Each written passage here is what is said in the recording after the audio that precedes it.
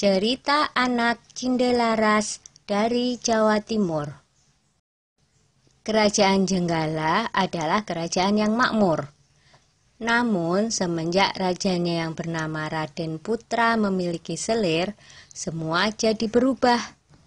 Kerajaan yang tadinya tenang, kini selalu bermasalah. Selir raja yang iri dengan permaisuri menjadi dalang semua masalah tersebut. Selir raja ingin mengusir permaisuri dari istana. Suatu ketika, Selir bersama tabib raja memfitnah permaisuri. "Maaf Paduka, seseorang menaruh racun ke dalam minuman Selir. Tidak ada pelayan Paduka yang berani masuk ruangan ini kecuali permaisuri," kata tabib dengan meyakinkan. Raden Putra sangat terkejut dan marah mendengar itu. Ia memerintahkan patihnya untuk membuang permaisuri ke hutan. Untunglah Sang Patih adalah seorang yang bijaksana. Ia sebenarnya tidak tega meninggalkan permaisuri yang sedang mengandung sendirian di hutan. "Maafkan hamba permaisuri, hamba tidak punya pilihan lain," kata Patih. Patih membuatkan rumah kecil untuk permaisuri dan kemudian meninggalkannya. Setelah beberapa bulan di hutan, sang putri melahirkan seorang anak laki-laki. Anak itu diberi nama Cinderalas. Karena lahir dan tumbuh di hutan, Cinderalas berteman dengan binatang-binatang di hutan itu. Suatu hari, di saat asik bermain, seekor burung Raja Wali menjatuhkan sebutir telur. Cinderalas mengambil telur itu dan bermaksud menetaskannya. Tetapi secara ajaib, telur itu menetas menjadi seekor anak ayam. Cinderalas sangat menyayangi anak ayam itu. Kian hari, anak ayam itu tumbuh menjadi seekor ayam jantan yang gagah dan bersuara merdu. Kicauan seperti seekor burung yang tengah bersiul nyaring. Yang lebih mengejutkan adalah, setelah bersiul nyaring, ayam itu berkokok. "Kukuruyuk! Tuanku adalah Cinderalas. Rumahnya di tengah rimba, atapnya daun kelapa. Ayahnya Raden Putra." Cinderalas memperlihatkan ayam jantan itu kepada ibunya. Ibu Cinderalas yang mendengar kokok ayam itu akhirnya menceritakan asal-usul mengapa mereka sampai berada di hutan. Mendengar itu, Cinderalas bertekad mengungkap semua kejahatan Selir Raja ke istana. "Aku akan ke istana, Bu.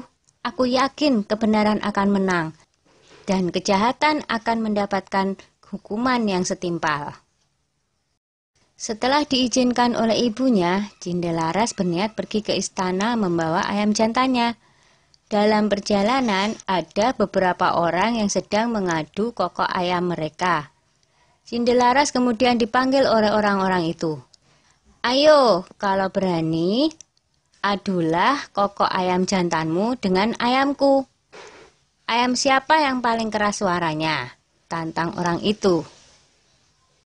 "Baiklah," jawab Cinderalas. Ketika diadu, ternyata ayam jantan Cinderalas berkokok lebih keras. Ia mengalahkan semua lawannya satu persatu.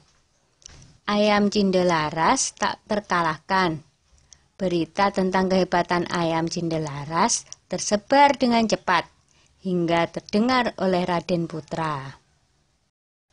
Raden Putra penasaran dengan kokok ayam milik Cinderalas.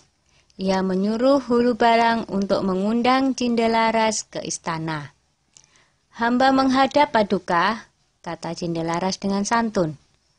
"Anak ini tampan dan cerdas. Sepertinya ia bukan keturunan rakyat jelata," pikir Baginda begitu melihat sosok Cinderalas. Raden Putra menjelaskan maksud hatinya mengundang Cinderalas ke istana. Raden Putra menantang untuk adu kokok ayam. Cinderalas mau memenuhi tantangan Raden Putra dengan satu syarat. Jika ayamnya kalah, maka ia bersedia mengabdi mengurus ayam Raden Putra seumur hidupnya. Tetapi jika ayamnya menang, maka setengah kekayaan kerajaan menjadi milik Cindelaras. Raden Putra menyanggupi tantangan Cindelaras. 2 ekor ayam itu mulai berkokok. Ayam Cindelaras berkokok dengan sangat merdu dan lebih keras. Penonton bersorak mengeluh-elukan Cindelaras dan ayam jantannya. Baiklah, aku mengaku kalah. Aku akan menepati janjiku. Tapi, siapakah kau sebenarnya, anak muda? Kata Raden Putra penasaran. Cindelaras lalu membisikkan sesuatu kepada ayamnya. Tak lama kemudian, ayam jantan Cindelaras berkokok keras. Kukuruyuk, tuanku adalah Cindelaras. Rumahnya di tengah rimba. Atapnya daun kelapa, ayahnya adalah Raden Putra. Begitu berulang-ulang. Raden Putra kaget mendengarnya, lalu bertanya, benarkah apa yang aku dengar? Lalu Cindelaras menjawab, benar Baginda. Hamba Cindelaras. Ibu hamba adalah permaisuri Baginda. Bersamaan dengan itu, sang patih segera menghadap dan menceritakan semuanya. Aku telah melakukan kesalahan, kata Baginda Raden Putra. Aku akan memberikan hukuman yang setimpal pada selir dan tabibku yang bersekongkol dengannya. Lanjut Baginda dengan murka. Kemudian selir pun dibuang ke hutan. Raden Putra memeluk anaknya dan meminta maaf atas kesalahannya selama ini.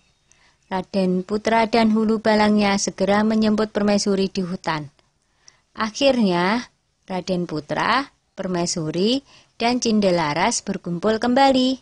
Setelah Raden Putra tiada, Cindelaras menggantikan kedudukan ayahnya dan memerintah dengan adil dan bijaksana.